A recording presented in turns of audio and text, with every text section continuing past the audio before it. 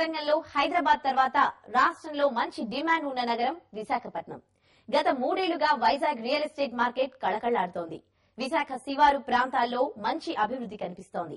2012 Vizag real estate పరిస్థితి ఏంటో ఇప్పుడు చూద్దాం. హైదరాబాద్ తర్వాత రియల్ ఎస్టేట్ రంగం సాగర తీరం విశాఖలో మంచి ఊపు మీదుంది.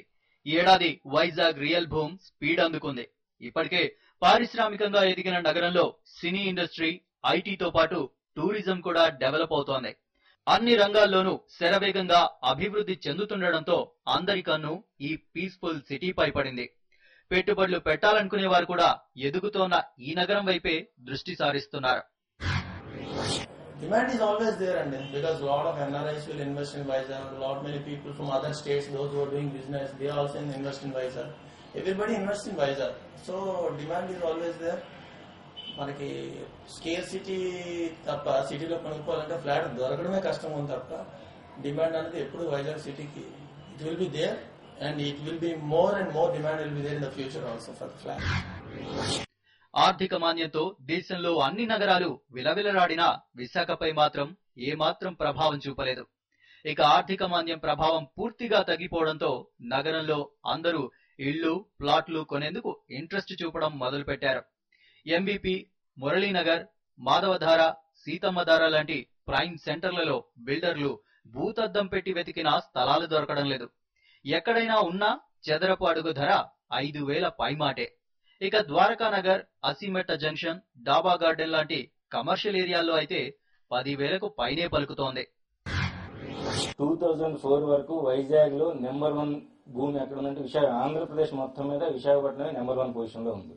కానీ ఆటోమేటిక్ ఏంటంటే కొన్ని పరిస్థితుల కారణంలో పొలిటికల్ గా కావచ్చు, తెలంగాణ రీచే కావచ్చు, ఇంకేదన్నా పొలిటికల్ పీపుల్ క్రియేట్ చేసిన దీని మీద కావచ్చు, ఏదో మొత్తం మీద సంథింగ్ కొంత లూప్ లోకి వెళ్ళిపోయినట్టుగా అనిపించింది. ఇది రియల్ ఎస్టేట్ రంగం కొంచెం విశాఖపట్నంలో డౌన్ అవుతుంది అనే స్టేజ్ లో కొంచెం వచ్చేసింది పొజిషన్. అంటే ఒక బిల్డర్ గా కావచ్చు, రియల్ ఎస్టేట్ గా కావచ్చు, కొనేవాళ్ళు కూడా ఆలోచనలో పడే స్టేజ్ లోకి వచ్చింది. తర్వాత ఒక 6 months నుంచి మళ్ళీ ఆటోమేటిక్ వీళ్ళు ఏంటంటే ఇక్కడ ఇన్వెస్ట్ చేయలేని వాళ్ళు ఇంకెక్కడ చేద్దామని ఆలోచించుకుంటూ తిరగడంతో 3 years గడిచిపోయింది. మళ్ళీ ఎక్కడుందంటే తిరిగి మళ్ళీ విశాఖపట్నం రావాల్సి వచ్చింది పరిస్థితి. జనాలకి ఇన్వెస్ట్ చేసే వాళ్ళకి కానివ్వండి, నివసించే వాళ్ళకి కానివ్వండి, అందరికీ కూడా. ఎందుకంటే 3 years లో వీళ్ళు ఏం చేశారంటే 2005 నుంచి కొంచెం డౌన్ అవుతుంది అంటే ఏమీ డౌన్ అవ్వలేదు. కాకపోతే ఏంటంటే జనాలు ఇన్వెస్ట్ చేయటం ఎక్కడ చేద్దామా, ఇక్కడ వీళ్ళు పొలిటికల్ వాళ్ళు ఇక్కడ విశాఖపట్నం రానట్లేదు. అంటే ఇక్కడ మంచి పొలిటికల్ లీడర్ ఎవరు లేకపోవడం వల్ల కొంత మైనస్.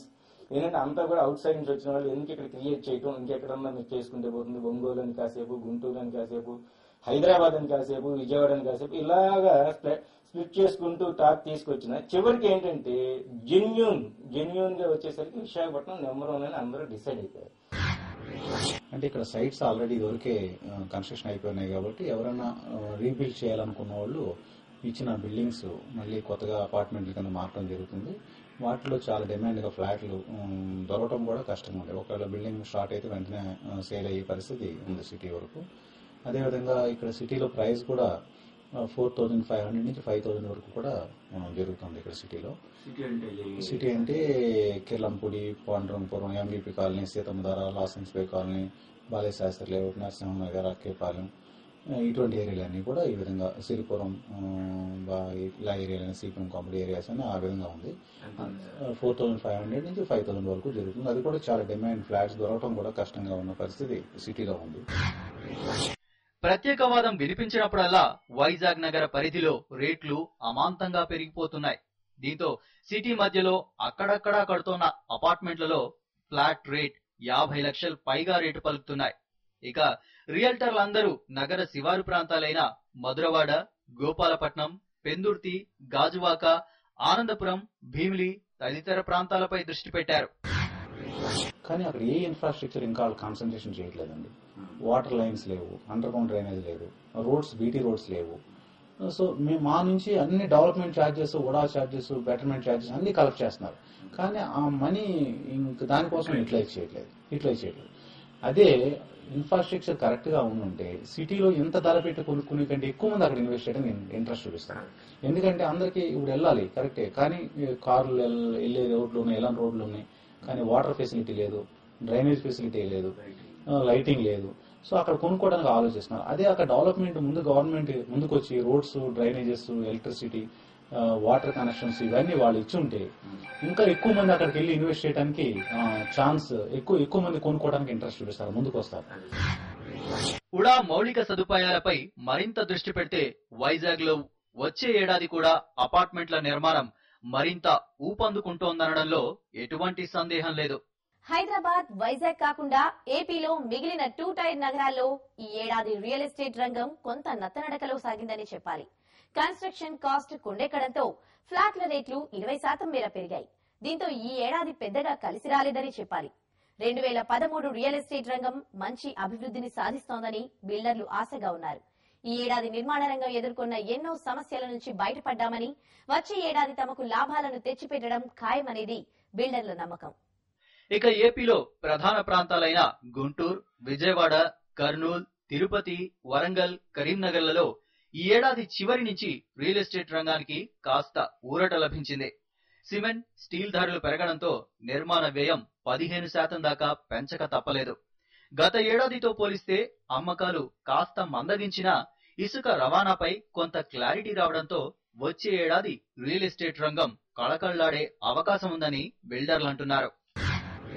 రియల్ ఎస్టేట్ ప్లాట్లు సేల్ తగ్గింది కొంచెం, అండ్ పర్టికులర్లీ ల్యాండ్స్ ఏమైంది, చాలా మంది ఏజెంట్స్ సిండికేట్ అయ్యి కొంత ల్యాండ్ కొనుక్కొని మళ్ళీ అది రీసేల్ చేయడానికి పోయినప్పుడు రీసేల్ అవుతలేదు, వాళ్ళు చాలా ఇబ్బంది పడుతున్నారు. దాంతో రియల్ ఎస్టేట్ డౌన్ అనే ఫీలింగ్ బాగా కనపడుతుంది. బట్ బిల్డర్లకు, స్టాండర్డ్ బిల్డర్లకు, మొదటి నుంచి కన్స్ట్రక్షన్ క్వాలిటీ మెయింటైన్ చేసుకుంటూ ఉండే బిల్డర్లకు కస్టమర్లు ఎప్పుడైనా కూడా ఇల్లు కావాలని కోరుకునే వాళ్ళు ఉంటారు. ఇంటి గురించి అంత ఇబ్బంది ఏం లేదు, ఇల్లు కట్టుకుంటూనే ఉంటారు. ఇండివిజువల్గా కట్టుకునే కస్టమర్లు కొంచెం ఇబ్బంది పడుతున్నారు, ఎందుకంటే శాండ్ దొరకలేదు, సిమెంట్, స్టీల్ ధరలు కూడా పెరిగి వాళ్ళకి బడ్జెట్ ప్రాబ్లం అవుతుంది. బిల్డర్ ఏమవుతారంటే ఒకసారి ఒక ప్రైస్ ఒప్పుకున్న తర్వాత అది ఎంత కష్టమైనా కానీ ఎంత పెరిగినా కూడా రెప్యుటేషన్ కోసం ఆ బిల్డరు కొంత లాస్ తీసుకొని కూడా కస్టమర్లకు ఇల్లు ఇవ్వగలుగుతున్నాడు. అందుకని బిల్డర్లు, స్టాండర్డ్ బిల్డర్లందరూ బిజినెస్ బాగానే కనపడతా ఉంది. 2012లో ఎన్నో ఆటుపోట్లను ఎదుర్కొన్న రియల్ ఎస్టేట్ రంగం ప్రభుత్వం తీసుకున్న అనుకూల నిర్ణయాలతో ఏడాది చివరిలో గాడిన పడినట్లు కనిపిస్తోంది. వచ్చే ఏడాది రియల్ ఎస్టేట్ రంగ పునర్వైభవాన్ని తెస్తుందని బిల్డర్లు ఆశగా ఎదురుచూస్తున్నారు. ఇవి ఈ వారం ప్రజ ఇంజనీర్ సొంతిల్లు కార్యక్రమం విశేషాలు. నెక్స్ట్ వీక్ ప్రజ ఇంజనీర్ సొంతిల్లు కార్యక్రమంలో మళ్ళీ కలుద్దాం. అంతవరకు సెలవు, నమస్తే.